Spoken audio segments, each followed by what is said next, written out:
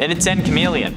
Being the first villain Spider-Man ever faced way back in Amazing Spider-Man #1 in 1963, I think we're due for a Chameleon appearance in the MCU, and honestly, I think we could be getting it. With the build up to No Way Home on the horizon, with the movie planning to come out this Christmas, I have a sinking feeling that what we'll be seeing isn't exactly a multiverse of villains, but rather Chameleon taking on these other appearances. We've already had a theory of the Chameleon being present in Far From Home, especially since John Watts revealed that it would be great for the Chameleon to appear in Far From Home before settling on Mysterio, and with the insane technology being present in the MCU at this point, they could really do anything they wanted. So Chameleon really being the villain in No Way Home is certainly what I'm betting on. It would make people mad for sure, but it would be such a good twist. The only way I'm not going to believe it is until either after the movie's done or if we see two villains at the same time. And at 9, Rhino.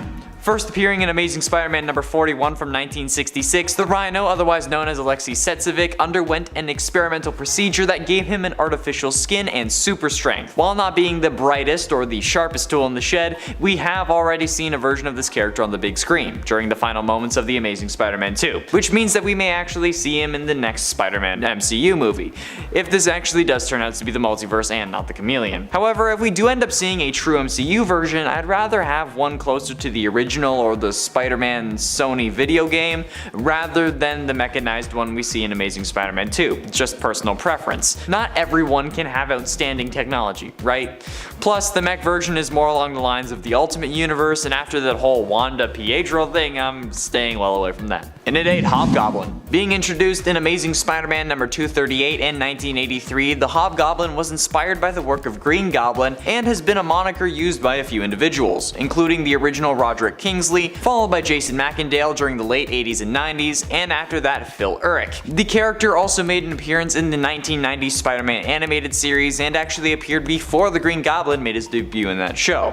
With No Way Home introducing the Green Goblin to the MCU, and Willem Dafoe's Green Goblin no less, the potential for someone to be inspired by him is present, and if Norman ends up leaving his glider behind, Hobgoblin would have an easy time either stealing it or acquiring it and using it for his own nefarious means. Hobgoblin honestly used to freak me out as a kid. I can't quite remember why, but either way I'd love to see an adaptation of this character appear in the MCU facing off against Tom Holland's Spider-Man. It would also give him his own unique goblin since Tobey already got the most iconic one. Number 7, Ultimatum. Ultimatum is actually an alternate and evil version of Miles Morales in the comics who hails from the main continuity of Earth 616. You see, in the comics, Miles is actually not from the main continuity, not originally, but instead from an alternate universe, the universe of Earth 1610, known as the Ultimate Universe, because that was the line of comics that it was a part of. The Ultimates themselves were actually a superhero team akin to Earth 616's Avengers. On Earth 616, Miles Morales was a criminal who ended up traveling for a time to Earth 1610. When he returned home to Earth 616, he learned that Miles Morales of 1610 was also residing there. Resentful of the other Miles Morales, Spider-Man, and wanting him out of his way, he aimed to send Miles and his family back to their home reality of Earth 1610, against their will, obviously. Fortunately, Miles and his uncle, Aaron Davis, aka Prowler, who also wound up resurrected and on Earth 616, foiled the plot of Ultimatum, defeating him. At least for now. Miles is such a sweetheart in the animated Spider-Verse reality, so I'd really love to see him fight against someone who is very much his opposite. I definitely want to see Miles take on his evil version. Number 6, Peter Parker 2099. In an alternate 2099 future, not the same reality that Miguel is from, Peter Parker actually becomes the CEO of Alchemax, the villainous corporation that Spider-Man 2099 once worked for. In this reality, Peter Parker was still Spider-Man, but allowed the public to believe that the hero was dead. Retired from heroics, he became the CEO of Alchemax, working sort of in secret, because you know, he's supposed to be dead. His plan was to fix his past mistakes and bring back all of those people whom he couldn't save during his time as Spider-Man. This alternate version of Peter also has a prolonged lifespan due to fancy future anti-aging technology, so that's how he's still alive, by the way. He attempts to get Miguel from the alternate 2099 reality, which is I guess really the main 2099 reality, and his own younger self to join him, but both refuse, promising prompting 2099 Peter to fight Miguel. This evil version of Spider-Man I think could fit well into Across the Spider-Verse as a main antagonist, considering his whole plot involves rewriting reality, which,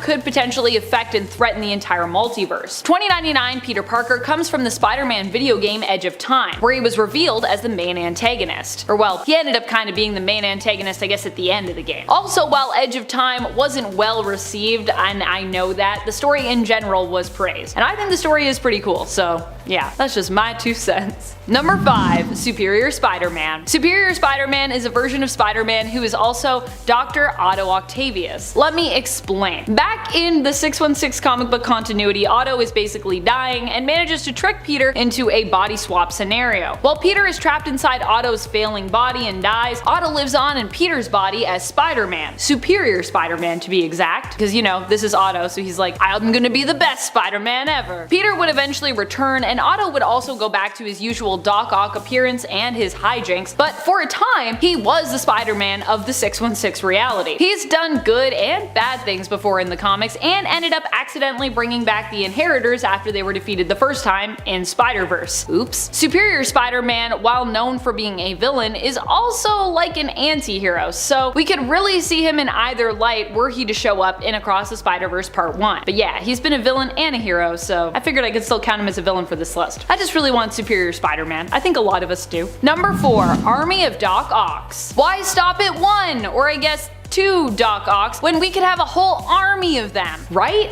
I mean, there isn't just Doc Ock, Otto Octavius somewhere out there. We also have Olivia Liv, Octavius's version, and we could have Superior Spider-Man as well. There are lots of cool alternates of Otto out in the multiverse that we could meet in Across the Spider-Verse, and Doc Ock is such a powerful and interesting villain that we could have a whole army of them to face. I'm not sure what the motivation would be, or who would ultimately be the Doc Ock in charge, the head Doc Ock. Maybe Superior, but I'm sure when all those octopi put their minds and I guess their tentacles together, they could come up with some pretty ingenious schemes. Also, I feel like now that I said put their tentacles together, I'm like, ooh, maybe I shouldn't have said that, but I said it.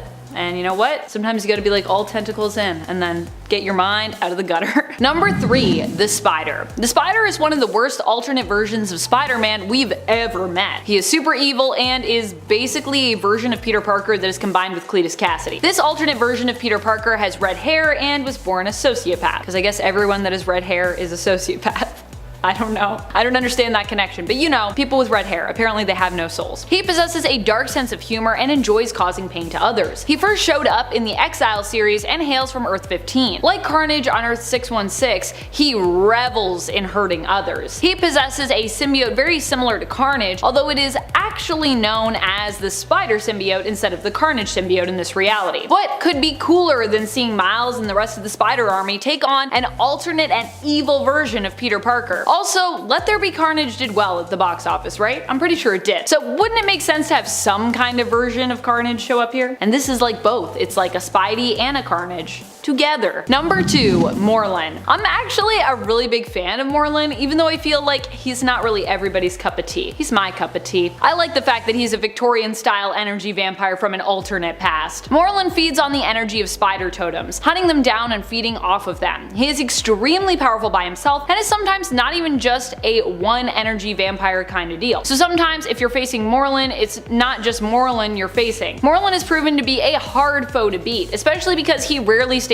dead for long and usually shows back up to torment Spider-Man and taunt him, often threatening that he will be his end. Morlun is also the guy who ate Spider-Man's eye that one time when he was on the brink of death, plagued by a mysterious ailment. Number 1. The Inheritors. The Inheritors are the rest of Morlun's crew and family. They are a powerful energy vampire clan which hunt down various totems and consume them. Because yeah, there aren't just spider totems out there apparently, there's lots of other totems. Spider totems, by the way, if you're confused by what that means, are basically spider folks from across the multiverse who are destined to end up being connected to the spirit of the spider, either possessing powers related to spiders or some other important connection which generally gives them purpose in their life. The Inheritors ended up getting control over the Master Weaver, thereby turning him into an enemy of the spider totems, even though that wasn't his intended purpose to begin with. They use the Master Weaver's knowledge and power to travel the multiverse and hunt down spider totems within it. The Inheritors are generally led by Solus or Morlun, and their members have included Verna, Genix, Karn, Bora, Brix,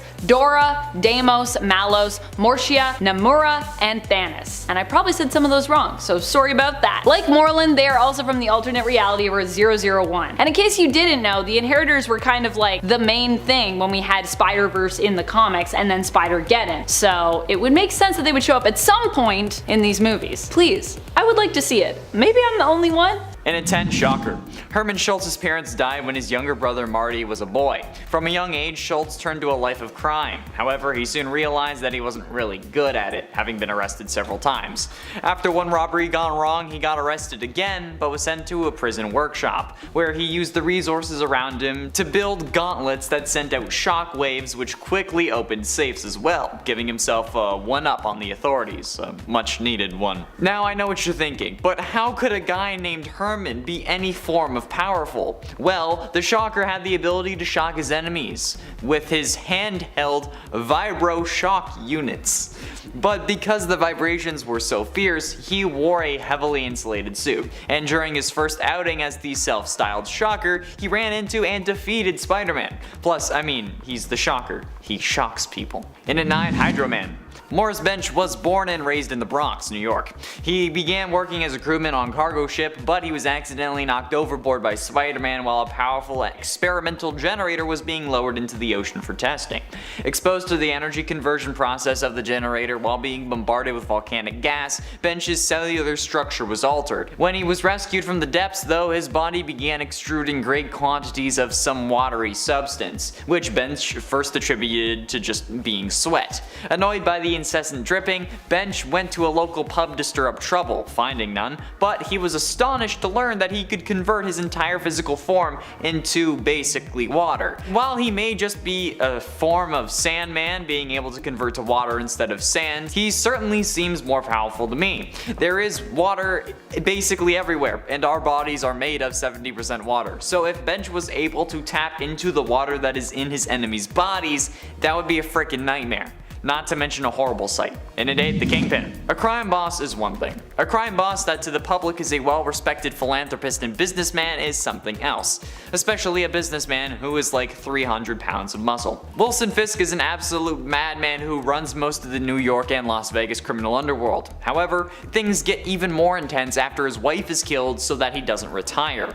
After the murder of his wife, not only did he resume leadership of his former organization, but he also turned over the files on other criminal leaders to law enforcement through the costumed crime fighter of Daredevil, now with the motive of ridding himself of any rivals, and the ploy actually worked, and as a result of the evidence in the files, many crime leaders, both inside and outside the Magia, were convicted. In the ensuing power vacuum, the Kingpin rebuilt his coalition stronger than before. He moved on to control a great majority of non-Magia East Coast gangs dealing in conventional crimes, and the Kingpin's organization became stronger than any single Magia family in the New York area could ever withstand. We love a savvy businessman. Number 7, Mr. Negative. Mr. Negative is back, baby! Initially, he was cleansed of all his sins by Sin Eater, as his Martin Lee persona wanted to be fully free of Mr. Negative, his darker or negative half. However, after Sin Eater's cleansings were undone, Mr. Negative returned and attempted to take over Martin Lee once more. After calling on the inner demons who threatened to harm Aunt May in Lee's presence, he surrendered himself and became Mr. Negative once again. Kingpin, it seems, has allied himself with Mr. Negative and has also returned his former territories of NYC to him to rule over. Number 6, Mysterio. Mysterio is a villain who recently got a boost when he made his way to the big screen, played by Jake Gyllenhaal. There he was Quentin Beck, a man who used to work for Tony Stark creating tech, but after being humiliated by him, he set out to rewrite his story and make himself a hero. To do this, however, he would need to face some pretty big monsters and would need access to some pretty massive amounts of tech to pull off the illusion of him doing so. He He tricked Peter Parker and ultimately Talos and his partner, who were disguised as Nick Fury and Maria Hill respectively, and were actually working for the real Fury, and ended up gaining access to a network of Stark drones and satellites the world over, which Tony Stark had bequeathed control of to Peter Parker originally after his death. Even after he was defeated in Far From Home, Mysterio still managed to come out on top in the end when he somehow, from beyond the grave, leaked Spider-Man's true identity to the world. I really don't believe he's dead. And also made Spider-Man look like a complete villain who had killed the heroic Mysterio. In the comics, Mysterio seemingly perishes only to return once more, claiming to be actually good this time, but of course, it's Mysterio, so he can never really be trusted, can he? And if you want to check out that whole thing, you should go check out Sinister War issue number 1. Number 5. Vulture. The Vulture is another villain who also got a pretty big boost from making his way to the big screen in the first Spider-Man MCU film, Homecoming. In this movie, he's played by Michael Keaton, who absolutely delivered when it came to his version of Adrian Toomes, a down-on-his-luck salvage company owner who, after losing a major contract, is forced to turn to a life of crime to provide for his family. I actually really loved this version of Vulture. It was so good. Vulture then maybe gets a little carried away with that whole side hustle, becoming, you guessed it, a supervillain. Not only is Adrian still out there in the world and still a great threat to Peter as he actually knows his secret identity, but it's also been implied in the Morbius trailers that he might have found his way out of prison. In the comics, Vulture is currently leading the Savage Six, one of the multiple Sinister Six teams headed Spider-Man's way. Or at least in Spider-Man's vicinity.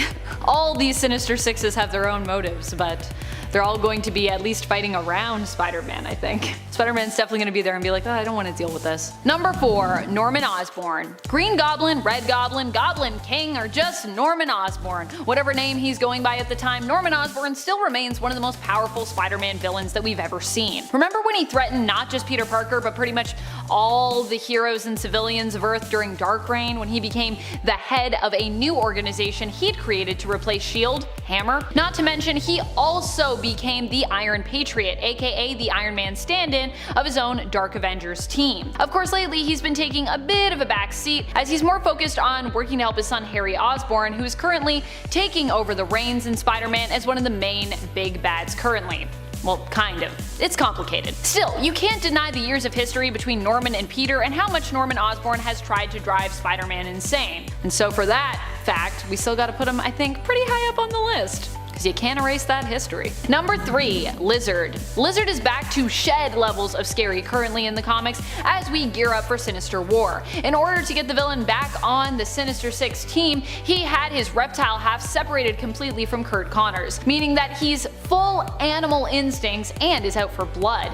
Definitely a deadly loose cannon you want to keep your eyes on, especially considering in the past, it's usually been Doc Connors' presence within that beast that has allowed Spider-Man to defeat the villain, usually finding a way to appeal to his humanity. But with his humanity stripped away, Lizard is being set up to become more deadly than ever. And I am here for it.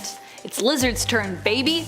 Number 2. Kindred. Kindred for a while was one of the biggest and most mysterious baddies that Spider-Man was up against in his own series. We didn't really know who Kindred was for a long time, or what his deal was, other than he knew Peter very well, and also seemed to bear a long-time grudge against both him and villain Norman Osborn. He also seemed to have a soft spot for Mary Jane. This would all make a lot more sense when Kindred was revealed to be Harry Osborn. As Kindred, Harry is now kind of part demon, and is likely in league with another big bad from hell. Although the other side to that is that Harry is also kind of trapped in a cell, so there's a lot going on here. There's still a lot to unpack with Kindred in terms of the mysteries. Kindred has centipedes that he can use to control others and influence them. He can also manipulate people's dreams, teleport, appears to be invulnerable, and can resurrect the dead. All in all, he's a pretty intimidating villain, with or without the mystery that once surrounded him, and still kinda does surround him. Number 1. Mephisto. Mephisto has proven to be another key player not just in Peter Parker's life as his antagonist, but also just in the Spider-Verse in general. He's also gotten involved in messing with the lives of Miles Morales, Spider-Gwen aka Ghost Spider as we know her now,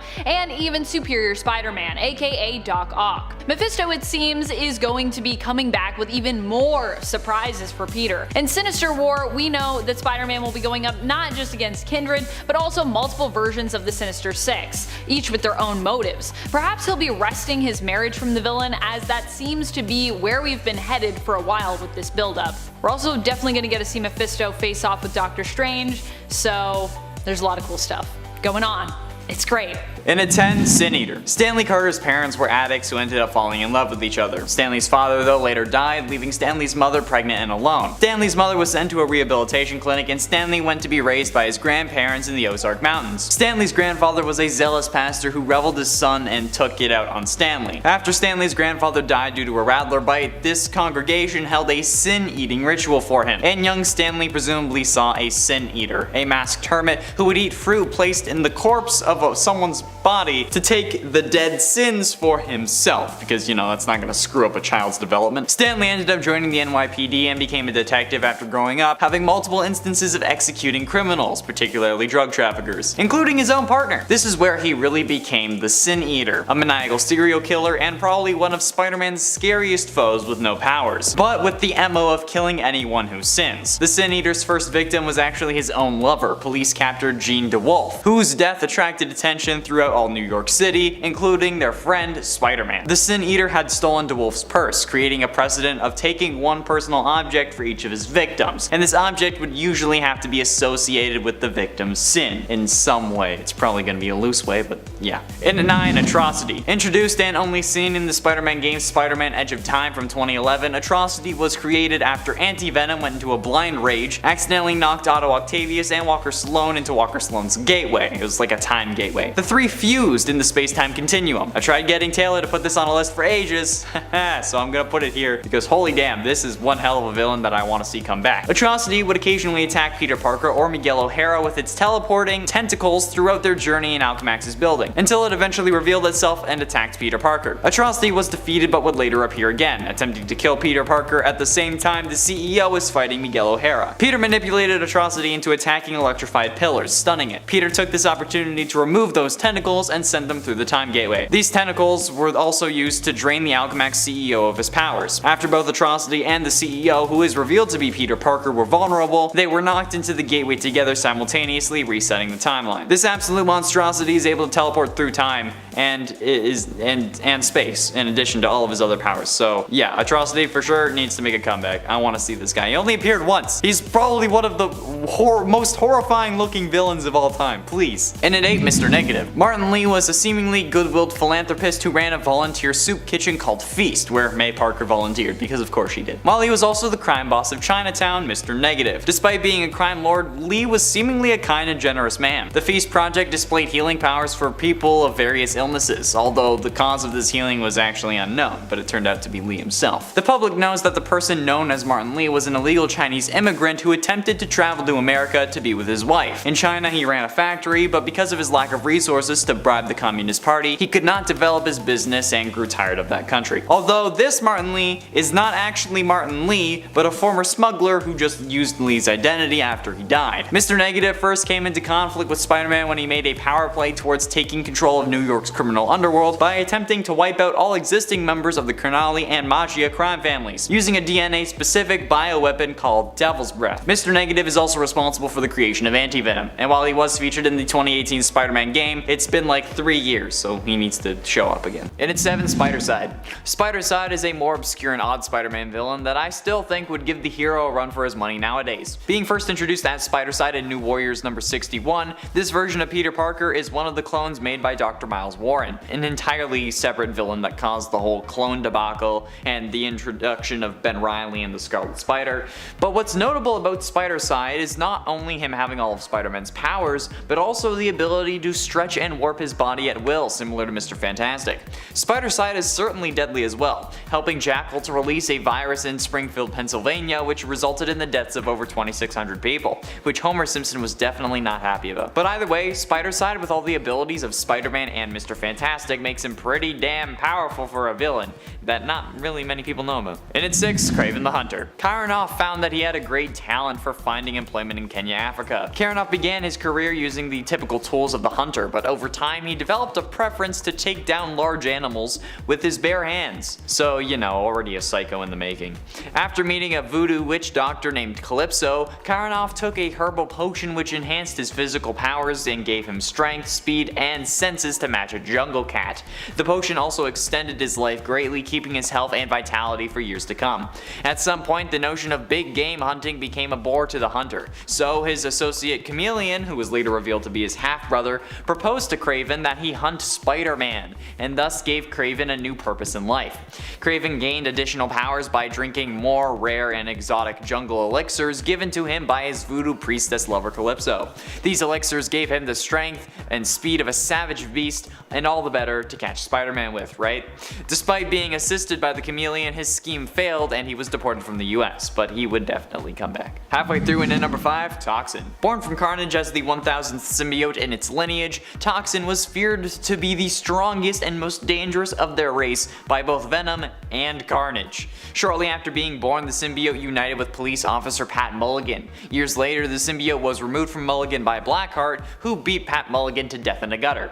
With the help of Venom, Jack-o'-lantern took it to its boss, Crime Master. Crime Master, though, found the perfect host in Eddie Brock, who he forced to become Toxin's host.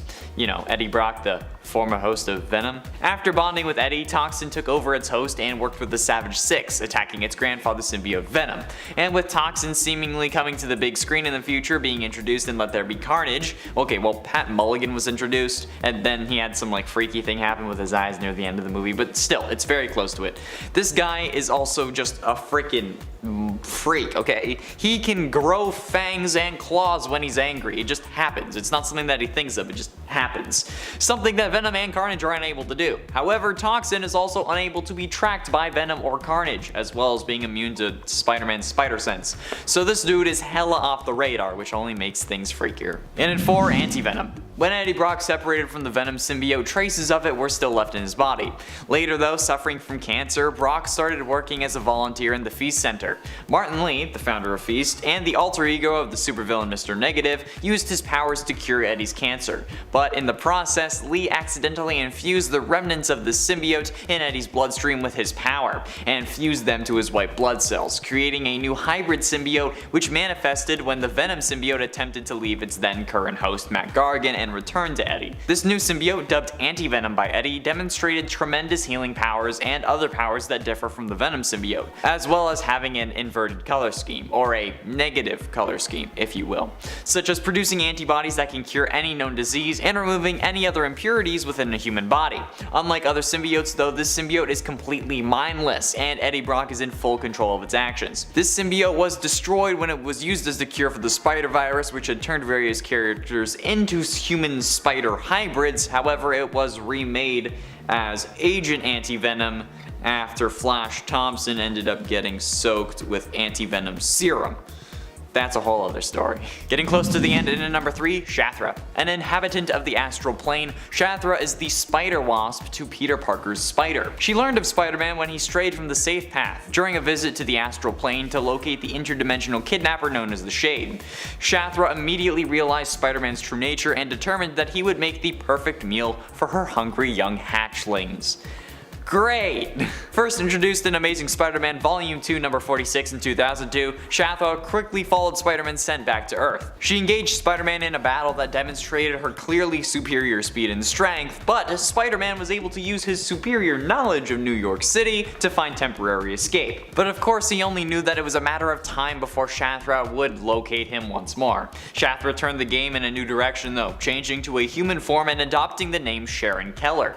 And she went on TV to pose as Spider-Man's jitted lover. She went on TV and revealed a series of convincing and humiliating details, and of course this made Mary Jane upset. So, spurred on by Mary Jane's distress, Peter rose to the taunt. He gatecrashed the studio interview and attacked Sharon Keller in full view of, live TV. Shathra reverted to her Spider-Wasp form, but her gambit had achieved its goal of pushing Spider-Man to act on pure instinct, which ended up making him the prey, because they were at their, actual, primordial like positions. He was the prey, she was the hunter because she's the spider wasp. You get it, you get it. But ultimately, in at number 2, Chameleon. Being the first villain Spider-Man ever faced way back in Amazing Spider-Man number 1 from 1963 and my costume from yesterday, I think that Chameleon is a more underrated villain than he should be. Being able to look like anyone at any time is pretty damn overpowered, especially when you can use it to look like Spider-Man and even use suction cups to stick to walls, even if it's slightly unrealistic. This character is especially powerful when he has superpowers, like in the 90s animated Spider-Man series, where after Alistair Smythe infused him with a techno-organic virus, could simply look at you and end up transforming into you. It's actually insanely overpowered when you look at it like that, since he can also transform his clothes. He could be fleeing from Spider-Man and turn the corner and then be anyone, so it's certainly someone to fear, unless they use the original version who has to use disguises and makeup to look like anyone they want, since that process takes time and can't be turned on and off. And finally, into number 1, the Spot. As a scientist working for the Kingpin, Dr. Owen was assigned to reproduce the radiation levels of the Vigilante cloak to find a way to artificially mimic his powers. Working late one night, he succeeded, creating a solid black circular portal. In doing so, however, the drain on the city's power became so great that a blackout washed over the city, causing the portal to shimmer and destabilize. Fearful of losing a once-in-a-lifetime opportunity, Owen stepped into it, and the power shortage caused the portal to send him to a different dimension, a place of half darkness and half light. When Owen emerged back into his lab, his body had undergone a radical transformation. The portals from the other dimension had adhered to his skin, covering him with black spots from head to toe. The reason this is absolutely terrifying, and is the most overpowered villain you wouldn't expect, is because he now had the ability to control these portals. If the man wanted to decapitate you, he easily could. Just close a portal at any part of your body, and then boom, amputation, around your neck, you're dead. It's horrifying. Spider-Man in the 90s cartoon would use these portals to land a punch on Owen, but if Owen just decided to close it or he lost his focus to keep them open, that would have been real bad. Just stay away from this guy, straight up. Don't even try to fight him. Number 10, Electro. Electro, even in his first appearance in issue 9 of the original Amazing Spider-Man series, was beating Spider-Man. At least, initially. When Spider-Man first meets Electro, he doesn't know what to do, and Electro gets away a few times before Spider-Man manages to stop him. At one point, Spider-Man even reaches out to try and grab Electro. Not a great idea. While Electro is in his electric shock condition, his words, not mine, it turns out touching him is deadly. Spider-Man survives the great electric shock he is given, but is forced to modify his costume in order to take on Electro in the future. He adds on rubber slippers and gloves, and likely in the future would make modifications to his costume, adding in rubber insulation in case he came up against the villain again, which he would many times. Because yeah, that's only issue 9. It goes on for a lot longer than issue 9. Number 9, Mephisto. Mephisto might not win in the most obvious ways, but he definitely is always sneakily on the up and up when it comes to him versus heroes. Any heroes really, Spider-Man included. In the case of Mephisto versus Spider-Man, that sounded more legal than I intended, but I guess we are dealing with binding contracts. Mephisto ended up helping Peter to get what he needed, but at a price. He required in exchange Peter's marriage to MJ, which for comic book continuity meant undoing that rocky but ongoing union. Spider-Man got what he wanted, Aunt May was safe and his identity was a secret once more, but I don't think he really realized what he was giving up until he experienced it. MJ didn't even seem to recall their marriage, although lately it seems to be implied that she might have known more about their past than she's let on. And friends, before we move on to this next spot, if you are loving this list and you love it when I talk about villains, I love talking about villains, then be sure to show that love by giving this video a thumbs up. It really does help us out here. I'm not just saying that. They don't just pay me to say that, this is the truth. Number 8, Chameleon. In his first appearance, Chameleon left Spider-Man running away in tears, ruining the day he ever became Spider-Man. Chameleon may have been apprehended in the end of issue number 1 of Amazing Spider-Man, but somehow it still felt as though he came out on top. Dang it, because Chameleon, he's a villain, so he shouldn't win. Although I am kind of rooting for him sometimes. During their conflict, Chameleon attempted to make it seem as though Spider-Man was up to no good, impersonating him while committing acts of thievery and fleeing from the police. Oh no! Even once Spider-Man managed to catch him, it still seemed as though Chameleon might get away. Fortunately, Spider-Man had his spider sense to let him know something was up. He managed to get away from Chameleon, but it was only because Chameleon's disguise had become damaged in the fray that the villain was caught at all. So Spider-Man didn't even really win that day. It was more just like Chameleon made a mistake. And it was like, dang it. Now it's revealed who I am because you can see the Spider-Man suit underneath and I was impersonating Spider-Man.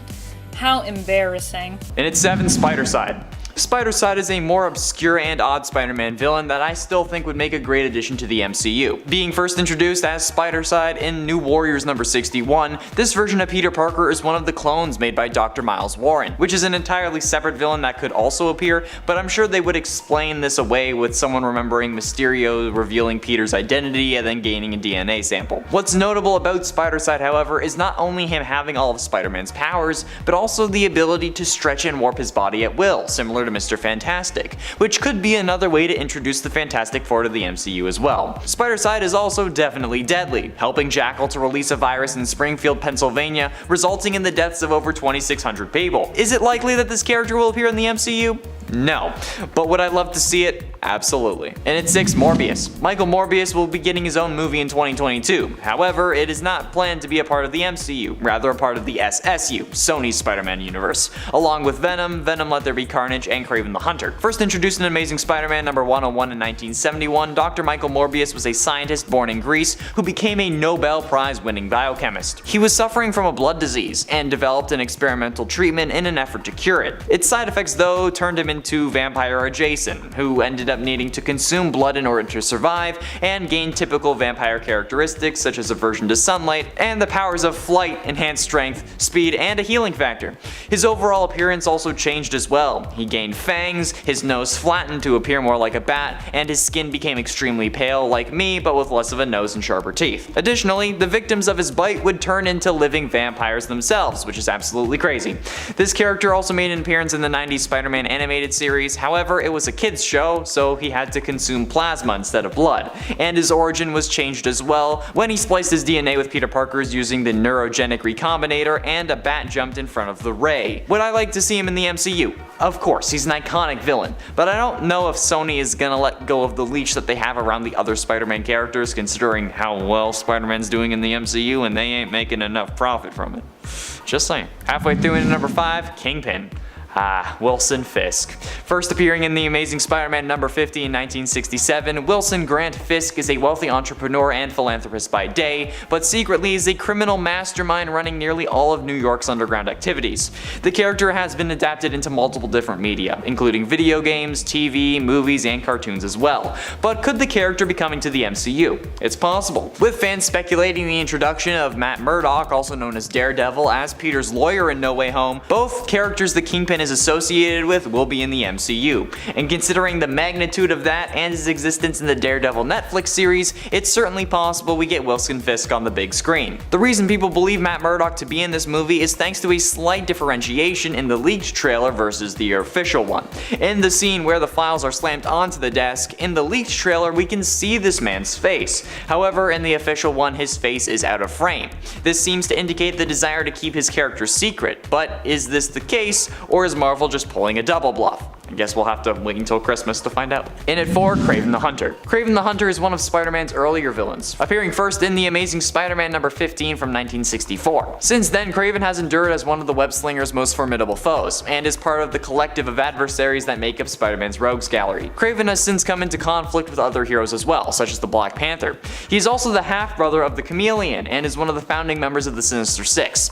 With the potential of Chameleon being introduced in No Way Home, we also have to consider Kraven's likelihood of appearing, especially considering how he's getting his own movie in the Sony Spider-Man universe, which means if the two universes ever merge or cross over due to some other spell gone wrong, the character will surely make an appearance or at least be confirmed, even if he's not on screen, because you know, he'll be in that universe. Kraven is one of Spider-Man's most iconic villains and is one that I see as a recurring request by fans. I certainly think that there are more interesting characters that could be used instead, but I'd still be happy to see him in the MCU. Getting close to the end, in at number 3, Spider-Carnage.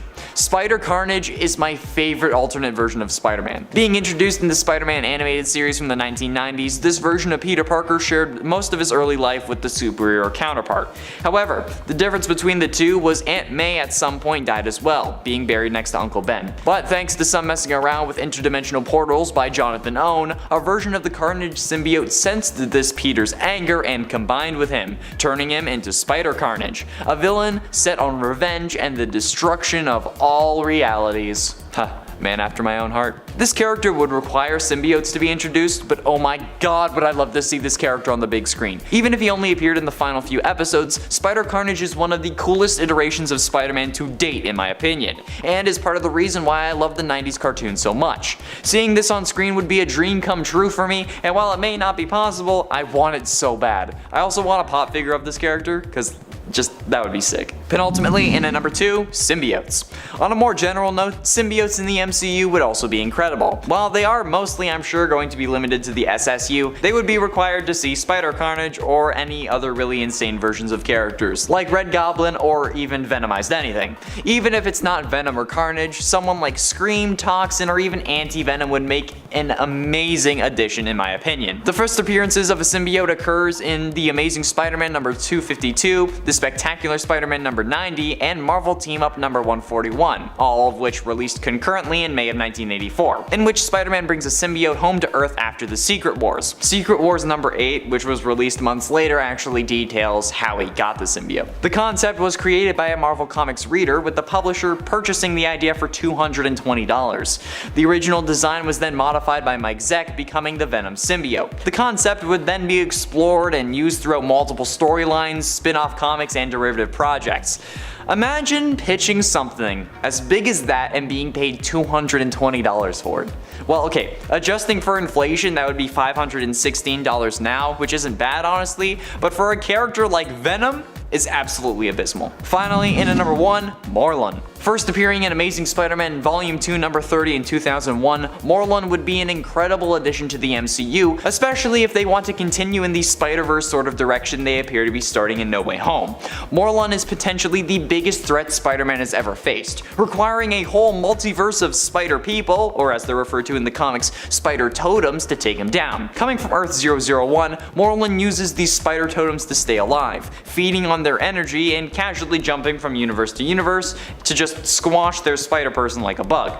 This guy is the backbone of the Spider-Verse concept, since a load of spider totems had to team up in order to take him down, but not without massive casualties. If they ever want a whole Avengers movie with just spider people, this would be the way to go. Coming at number 10, we have Shocker. I think back when this villain was created, the idea of having someone who had vibrations as their superpower would have been a little bit harder to make fun of. Now, many of you probably know Shocker. He has had a few moments in the sun, popping up in video games, and he even has a moment as one of the henchmen of the Vulture. Now you think someone who is canon in the MCU wouldn't fit onto this list, but when we break him down, we start to learn that Shocker isn't that shocking. It would seem that this villain has a knack for losing to Spider-Man every single time, and it's probably because his powers aren't that impressive. He can make shockwaves that blast through the air, and he can make vibration shields. Yeah, I'm not that impressed by what you have to offer. In recent years, we have seen less and less of this punchline of a villain, as I think the writers have seen that his time has come and he will soon be put to bed. As a kid, I always got him and Electro mixed up because I thought Shocker meant that he was electrocuting people because he was shocking them. Well, at least for the new generation, you won't have those problems because this guy is going to be gone pretty soon. Coming at number 9, we have White Rabbit. I mean, right when we start breaking down this villain, you will learn why she is on this list. It's one thing to be a down and out loser who's had enough of the cruel world and now wants to dive into a world of crime because everything else has let them down. But when you come from a rich family and you turn to crime just for the sake of being angsty, then I don't really have much compassion for you, and your character isn't really relatable. The White Rabbit, also known as Lorena Dodson, built her persona off the Alice in Wonderland book. She thought that would be a cool and edgy way to get into the world of crime. I think she just indulged in too many psychedelics and maybe went off the deep end. I wouldn't be surprised if this character was inspired by the rise of LSD in the 80s when this character was birthed. In terms of powers, she has zero. All she has is a bad attitude and a general understanding of martial arts. She's not a villain that any of us are clamoring for. Coming in at number 8, we have Mindworm. You know, for some of these villains, it seems that the writers went to so much work to really come up with someone who was interesting and had motivations for evil, but then they just throw them in the toilet, and that's what really happens with Mindworm. Mindworm starts off great. he has powers from birth. He's some sort of mutant kid with a huge head. Of course he's weird and kids don't like him, but at least his parents love his huge cranium. But what Mindworm doesn't know is that he's feeding off the psionic energy of his parents, draining their brain. Eventually he gets too greedy with this and he kills his own mother and father. He didn't mean to do this, he was just a young mutant kid who didn't know any better, and now he was an orphan. From there he was bullied in the orphanage and he learns how to use his powers. Eventually he grows up and is living in a New York apartment where he's feeding off all the people in the building and getting pretty strong off this. But Spider-Man moves in and he senses that someone's trying to suck out his brain energy. The two have a clash and Mindworm is killed by some gang members. Like, all of that work into building up who this guy is and he was gone just like that. What a waste. And its 7th spot. As a scientist working for the Kingpin, Dr. Owen was assigned to reproduce the radiation levels of the Vigilante cloak to find a way to artificially mimic his powers. Working late one night, he actually succeeded, creating a solid black circular portal. In doing so, however, the drain on the city's power became so great a blackout washed over the city, causing the portal to shimmer and destabilize. Fearful of losing a once-in-a-lifetime opportunity, Owen stepped into it, which was a horrible idea. The power shortage caused the portal to send him into a different dimension, a place of half darkness and half light, kinda like my mind. When Owen emerged back in his lab, his body had undergone a radical transformation. The portals from the other dimension had adhered to his skin, covering him from head to toe in black spots. But just think about how crazy OP this villain is, alright? He has the ability to control these portals. Like, if the man wanted to decapitate you, instantly he could. Best doctor in a sense, I guess. That's still horrifying. The Spider-Man in the 90s cartoon would use these portals against Owen, but if he had just decided that he wanted to just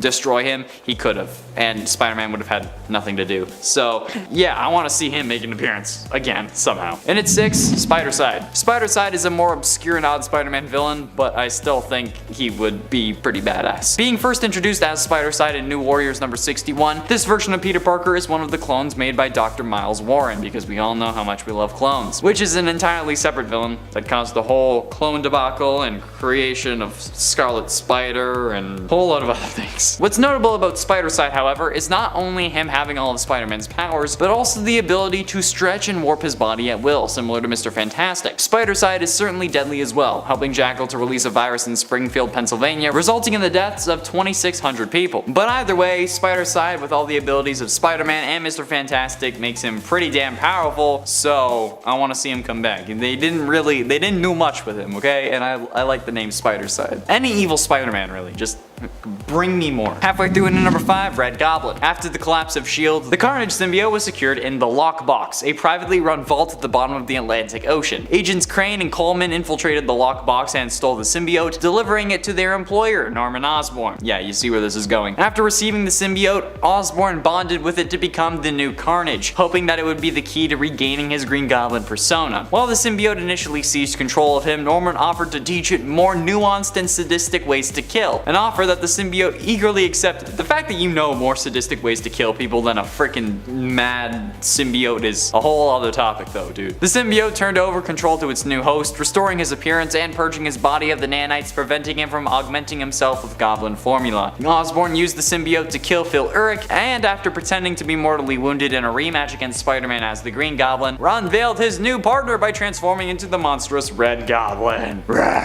Osborn used the symbiote to great effect, incapacitating Spider-Man's allies and loved ones, and bonding a portion of this symbiote to his grandson to turn him into the new Goblin child. Spidey was only able to defeat Red Goblin by taunting Osborn, saying that killing him would only give Carnage the credit and not him, which caused Osborn to remove the symbiote from himself. So he couldn't defeat Red Goblin, he had to defeat Osborn. Yeah, this is one of my favorite Carnage versions, so I want to see this come back, please. Like the next Venom movie. Or a No Way Home. In at number 4, Demo Goblin. After losing fights with Spider-Man and the Green Goblin, Jason Philip Macendale Jr., aka Hobgoblin, took advantage of the Inferno Crisis by following several demons back to their lair and confronting their demonic lord Natshir. Macendale wanted enough power to defeat his enemies, and offered his soul to the demon in exchange for such power. When the demon stopped laughing, he decided that Macendale's effort was was worth something even if his soul wasn't, and he hadn't possessed. This gave Macadel the physical strength that he craved, coupled with superhuman speed and endurance. Unfortunately, I guess you could say for him at least, the demon who possessed him proved to be incompatible, and the two fought many a battle for control over Macadel's physical form until the demon literally ripped himself out of his human host and began a separate existence as the Demogoblin, a form of anti-hero in a sense who would kill anyone who has sinned, which is basically everyone, except he would stay away from children, even dying to protect one. Getting close to the end in at number 3, Shocker. Okay, he's not really a forgotten villain, but Herman Schultz's parents died when his younger brother Marty was a boy. From a young age, Schultz turned to a life of crime, and soon realized that he wasn't really good at it, having been arrested several times. After one particular robbery gone wrong, Herman was arrested again, but was sent to the prison workshop, where he used the resources around him to build projects and build gauntlets that sent out shock waves which quickly opened safes as well, giving him a much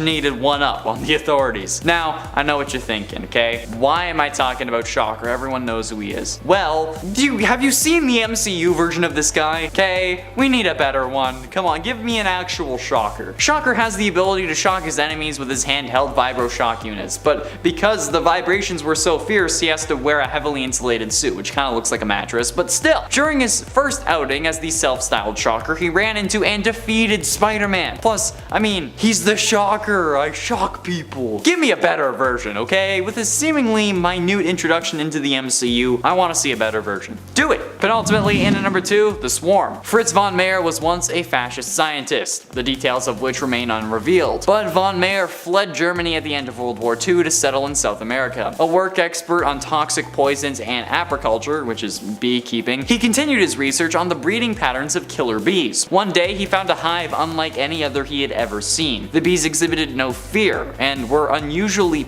passive, and seemed to have a highly developed sense of intelligence. Believing that a nearby meteorite bombardment had somehow mutated these bees, von Meyer built a device that he hoped would reawaken the bees' killer instincts so that they could serve him. However, when they were no longer passive, they began to swarm all over von Meyer, killing him. In the midst of his death though, his consciousness was shredded, dissipating into the swarms of bees. Thus, von Meyer became an aggregate being, like a living embodiment of the swarm. Kind of like Man, but with bees. This is probably one of the weirdest but most fascinating villains I've ever seen, and certainly deserves a comeback. However, not as much as number 1, but I gotta admit, being named Fritz and then having your agony possess a whole load of bees, that's getting too close to FNAF for me, okay?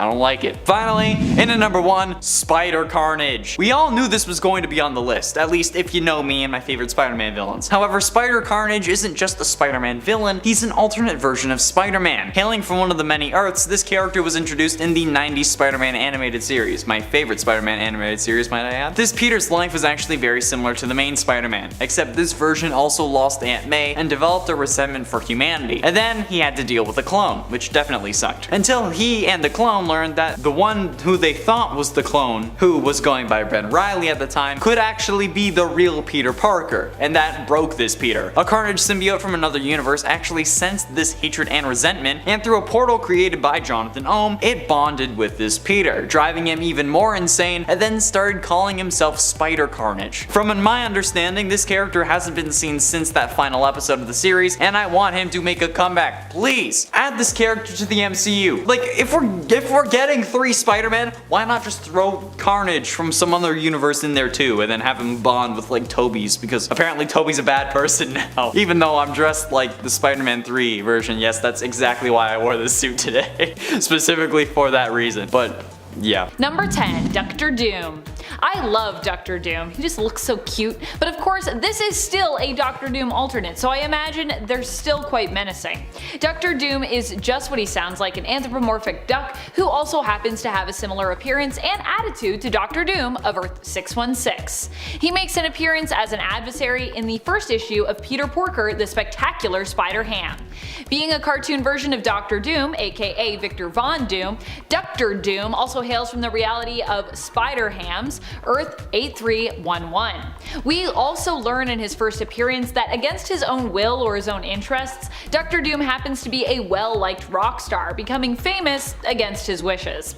He was trying to create his own rock group and make money off of them, but instead he ended up in the limelight despite his protests. Number 9. Killer Kravinoffs. The Killer Kravinoffs are the grandchildren of Kraven the Hunter from the dystopian post-apocalyptic reality of Old Man Logan and Old Man Hawkeye, Earth 807128. With Kraven no longer around to hunt, in his place are his grandchildren. There are 3 of them, but only one ends up actually getting a name. Sadly, their existence in the comics is short-lived for how cool they look and should be as descendants of Kraven. They only appear in one issue of Old Man Hawkeye, showing up in issue number 4.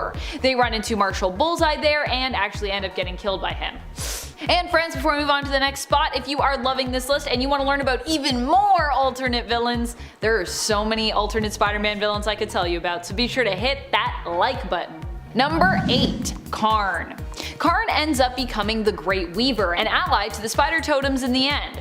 Spider Totems are spider-like superpowered beings who actually receive their powers through fate rather than circumstance, as we were initially led to believe with heroes like Spider-Man. Karn was a member of the Inheritors, a coven of energy vampires who feed on various Animal Kingdom totems such as the spider variety, Spider Totems. After Karn was blamed for the death of his mother, he was made to work to atone his misdeeds. He traveled around various multiverses hunting down spider totems at the behest of the other Inheritors, though he never really enjoyed it and thus was a reluctant villain. When the previous Master Weaver ended up dead, Karn decided to take his place and instead became an ally to the Spider Army as opposed to a villain of theirs. He did however kill spider totems back when he was hunting and working for the Inheritors, and a member of the Inheritors really. Like his fellow Inheritors, Karn hails from the reality of Earth 001 and Loom World, which is their home world. Number 7. Morlun. Not only has Morlun proven himself to be a formidable foe in various storylines, with him taking on all of the Spider-Verse twice in the Spider-Verse event and Spider-Geddon in the comics, in addition to taking out multiple Spider-Folks / Spider Totems along the way, but he also went toe-to-toe with Spider-Man in the other.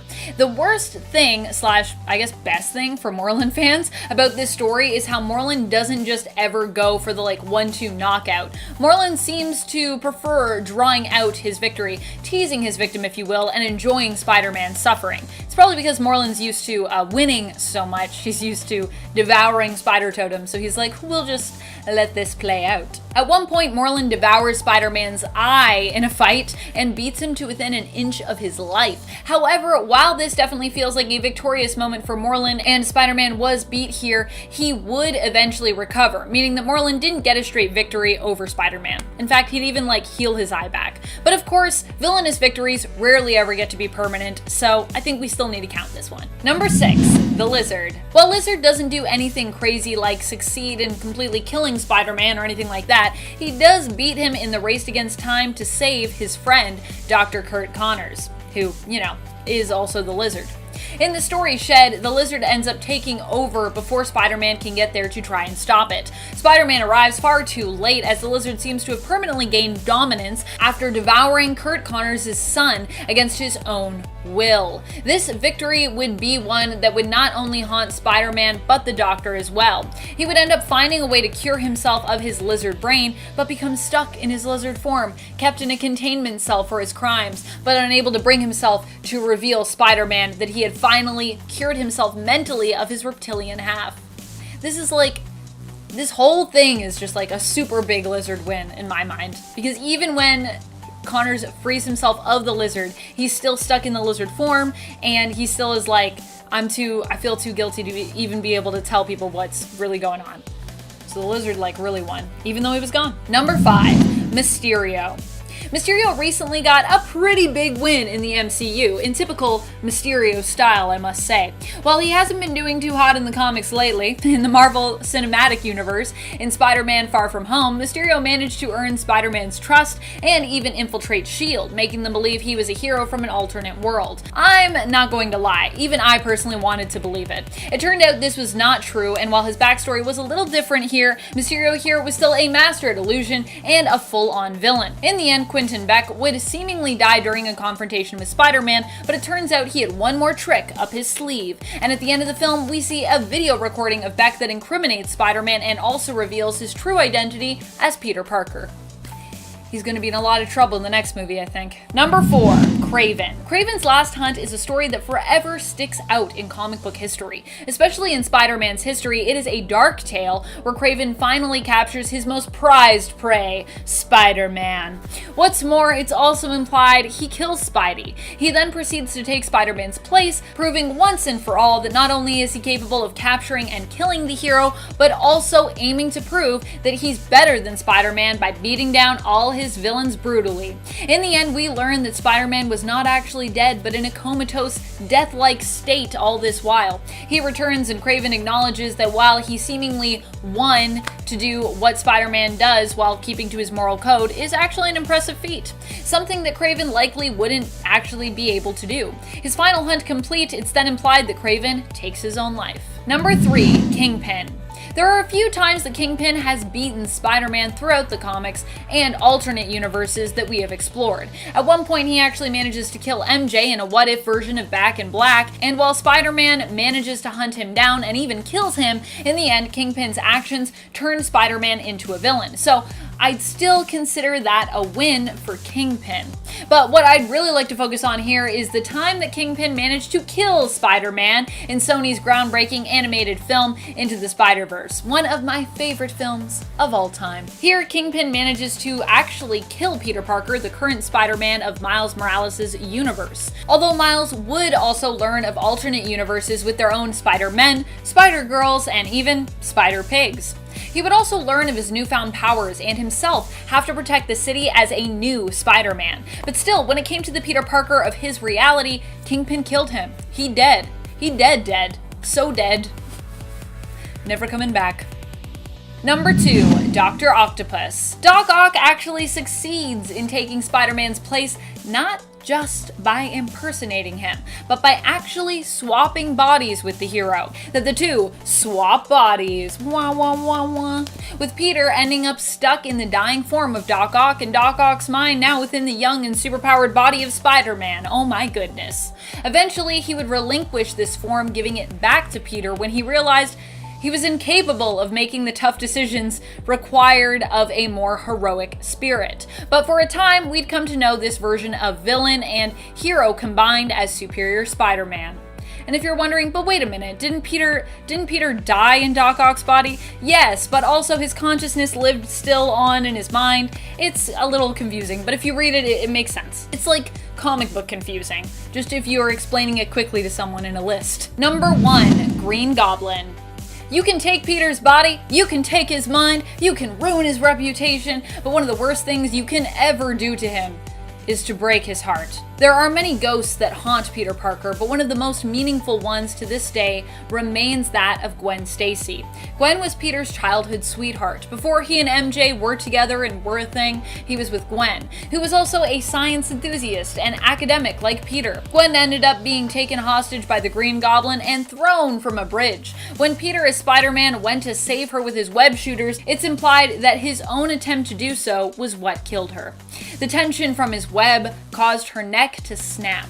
Norman Osborn has remained one of Spider-Man's most iconic villains to this day, and for many, the moment Green Goblin killed Gwen Stacy was where this shift really happened for his character, making him Spider-Man's greatest and most feared nemesis. Number 10, Alchemax. Alchemax is the villainous corporation that exists in the alternate future of 2099, Earth 928. It is where Miguel O'Hara once worked and came up with the procedure that would ultimately grant him his powers. He was a brilliant geneticist that worked for Alchemax, but didn't like that he was being pressured to rush along his research and begin trials that he believed were unethical. When Miguel tried to leave Alchemax after a test subject died from the procedure, the CEO, Tyler Stone, attempted to prevent him from leaving by getting him addicted to a drug only Alchemax produced, called Rapture, which is also apparently a highly addictive substance, so not so great for Miguel. Fortunately, Miguel would end up curing himself, getting spider-like powers, and end up escaping Alchemax, at least for the time being. Alchemax and Stone, however, weren't willing to let him escape so easily, and and they would continue to pursue him. It's possible Alchemax could end up being the main big bad of it all in Across the Spider-Verse Part 1, and maybe Part 2, and however many other parts there will be. Number 9. Vulture. While I imagine we will get to see some of Miguel O'Hara's villains as we head to the future of 2099, I would also love it if we get to meet some of Spider-Man Noir's as well. In the reality of the Noirverse, Earth 90214, Vulture is actually a terrifying villain who Spider-Man Noir also has a pretty personal vendetta against. In that reality, Vulture is the one who is personally responsible for killing Peter's Uncle Ben. He was ordered by the Green Goblin of the Noirverse to do this, but still, he was ultimately the one responsible. Vulture here is a carnival geek. That is a person who travels around with a carnival and, not having any particular skill sets of their own, usually performs by biting the heads off of live animals. Vulture went down this road and ended up with a very acquired taste for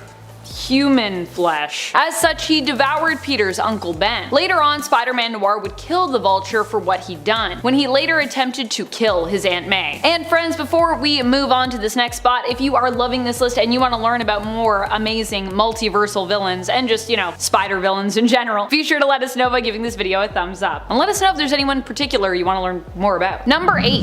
The Lizard. The Lizard of Earth 65 is the version we are talking about here. On Earth 65, the same reality that Spider-Gwen hails from in the comics, Lizard is actually none other than Peter Parker. Peter Parker is best friends with Gwen Stacy, and after she becomes the spider-like superpowered hero in this reality, in his place, he wants nothing more than to be like her. He does not know, of course, that this hero, his hero, is actually his friend Gwen. Done with being bullied and having to have Gwen stick up for him as well, he creates a serum which he uses on himself. It gives him power, but it also turns him into the monster and villain known as Lizard, as his reptile self takes over. The Lizard ends up dying when he comes up against Spider-Gwen, and is only then revealed to be Peter Parker, Gwen's best friend. He dies in her arms. It's all pretty tragic. We saw an allusion to this part of Gwen and Peter's stories from Earth 65 in Gwen's origin flashback in Into the Spider-Verse. But what if Peter didn't die? What if he's still alive and he somehow returns? That would be intense for Gwen to deal with. Perhaps he's an alternate of this alternate who is still alive, or perhaps, like I said, the Lizard didn't really die in Gwen's universe. There are multiple approaches you could take here. I personally would love to see him come back because I just would love to see their dynamic. Coming in at number 7, we have Gibbon.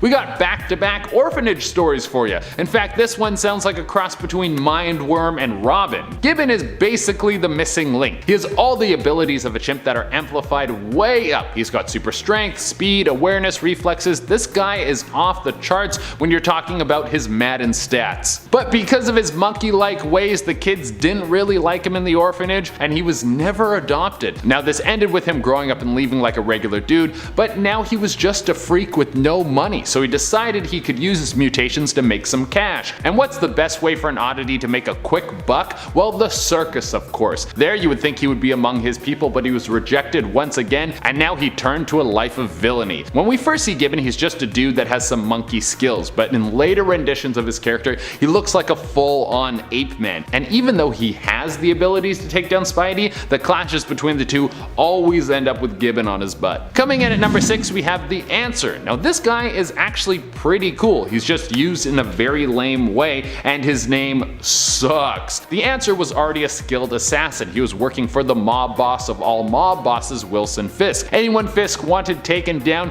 he was all over it. And part of why he was so good at his job was because the Answer, at this time he was known as Aaron Nichols, is extremely intelligent. He showcases genius level problem solving skills, and he can come up with the answer to any problem. And this is all before he ever gets any sort of superpowers. There was a time in comics when the Kingpin was just handing out superpowers, but you don't give the first powers to someone you can't trust, so he of course gave his first dose of super juice to his buddy Aaron. But at first glance, nothing happened, which is probably a relief and a bummer, because if you take some sort of experimental drug to give yourself powers, you want to get the superpowers, but you also don't want to come out a freak. But later, the Answer learns that he has one of the most powerful superpowers I have ever heard of. No matter what the situation, when he is faced with a conflict, his body will supply him with the powers to counter who or whatever he's fighting. So normally he's just a guy, but when the time calls for it, he can fly or create force fields or get super strength. But after a run-in with Spidey that he wins, the character just kind of disappears, and we don't see him that much. This guy fits on this list because of the wasted potential potential. Coming in at number 5 we have Kangaroo. I brought this up in the first video. If you're a villain or a hero and you're choosing your power,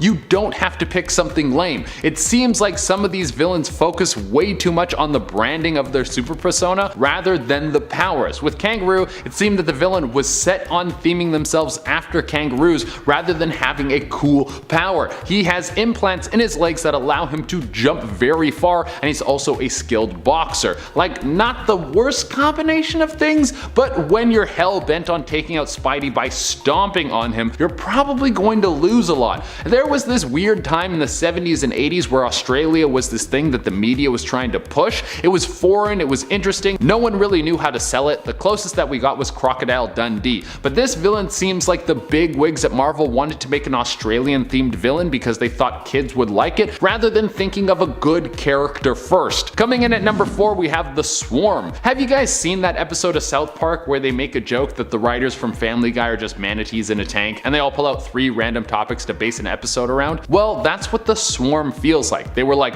German scientists, killer bees, purple cape. This dude is lame, not only because he's a swarm of bees that is being controlled by a dead scientist's consciousness, but also because this dude gets beat by bug repellent. When him and Spidey face off, Spidey's able to beat him by spraying down his suit in bug spray, and then the swarm literally can't get close enough to fight and has to run away. If your weakness can be purchased at Home Depot, then you're a pretty lame villain if you ask me. Coming in at number 3 we have Grizzly. I like how in the Marvel universe, if you're a bear enthusiast, you'll eventually get superpowers and become one of the lamest villains that Peter Parker has to fight on a semi-regular basis. But if you're a bear enthusiast in real life, you just get eaten by bears. 2 very different outcomes. Well, Maxwell Markham was just that, a dude who loves bears, and get this, he was also a wrestler who hurt his fellow wrestlers too much, so he got kicked out of the league. We got a dude who loves bears, he used to be a wrestler. What's the third thing that's going to set this guy into the manatee formula?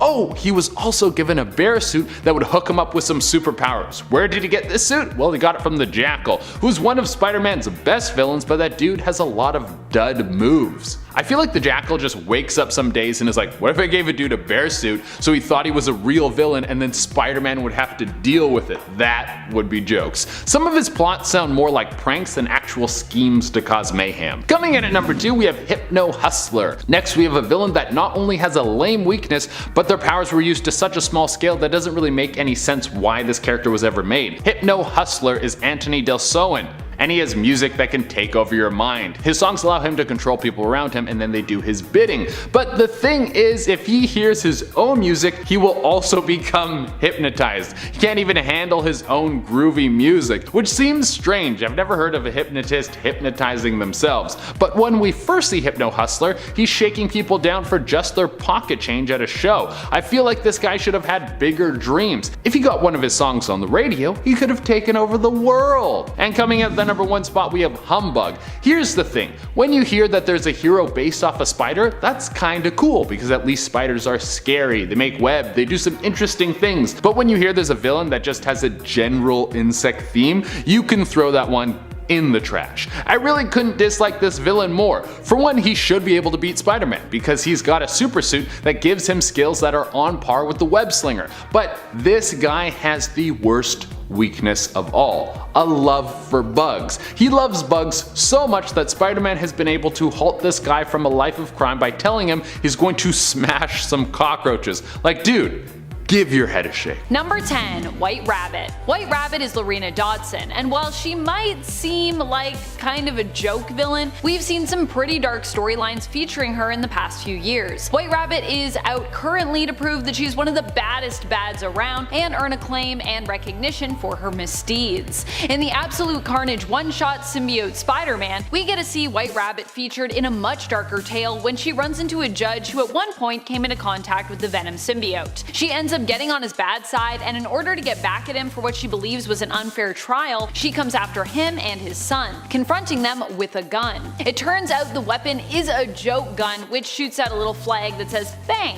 But the shock of the whole event triggers a heart attack in the judge's son, Dan, who dies as a result, because he's kinda got a weak heart. White Rabbit is arrested but escapes at her trial, being busted out by a large mech-like rabbit. She torments the judge as she leaves, who attempts to break into the courtroom to kill her, but accidentally shoots an innocent court stenographer instead. Lorena might have shown remorse here, but the fact that she messed with this man's life so intensely and then later was absolved of guilt by him killing an innocent man shows just how twisted and cold she can really be.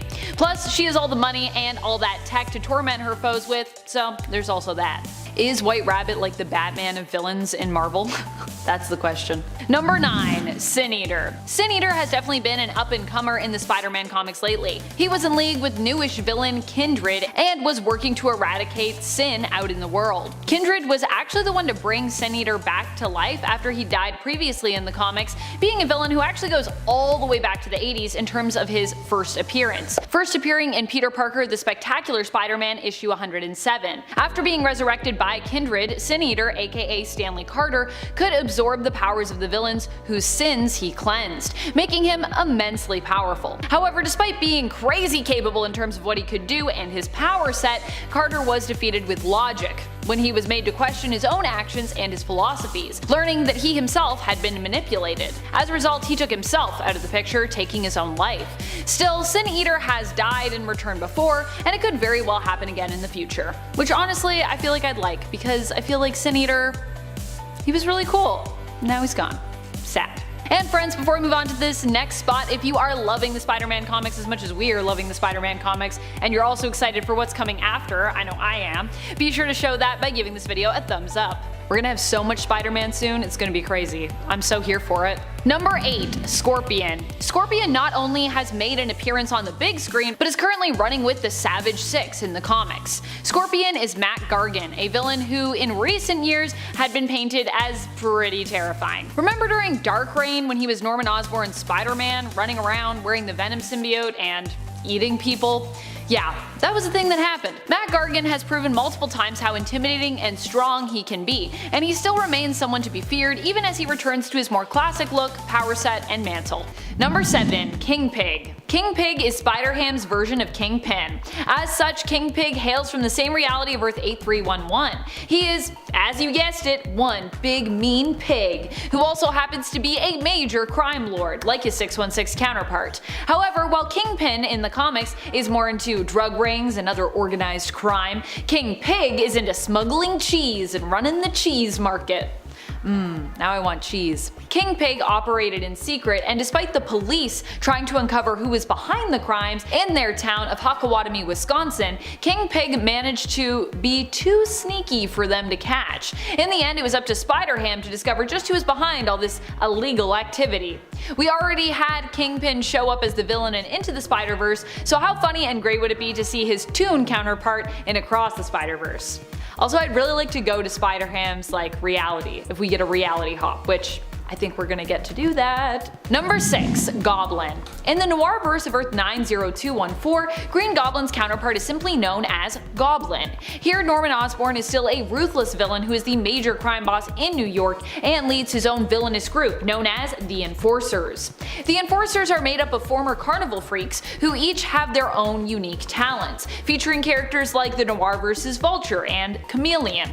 Goblin turned to a life of crime because he was mistreated, himself being a circus freak who was ridiculed for his scaly, green, reptile-like skin. Goblin in the comics is the one who is ultimately responsible for the death of Peter Parker's Uncle Ben and for the death of Ben Urich, the reporter and Felicia Hardy's former lover in this reality. Number 5. Patton Parnell. Patton Parnell has to be one of my favorite of the evil alternate Spider-Men out there, and I think he would make a bomb villain in Across the Spider-Verse Part 1, especially if we get some kind of League of Evil Spider-Men.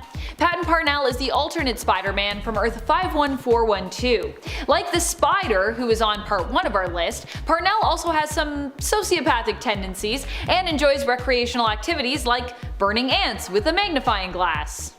He ends up becoming a Spider-Man in a more literal sense, becoming a spider-like monstrosity who is also capable of laying eggs, as his Uncle Ted, who also appears to mistreat young Patton, finds out. Rather than Patton Parnell having an origin story of fantasy and heroism, his origin is basically more like a horror story, where Patton ends up as a murderous, monstrous, spider-like villain who develops a taste for human flesh and terrorizes his next-door neighbor and crush, Sarah Jane. Number 4. Tyler Stone. We talked about Alchemex, the villainous future corporation, on the part 1 to our list, and even an alternate video game reality where Peter ends up as the man behind that corporation, but we have yet to focus on the vice president of Alchemex's R&D department in the main 2099 reality of Earth 928, Tyler Stone. Tyler Stone is not only VP of Research and Development at Alchemex, but also is secretly Miguel O'Hara's biological father. Tyler Stone had an affair with the wife of one of his employees, Conchata,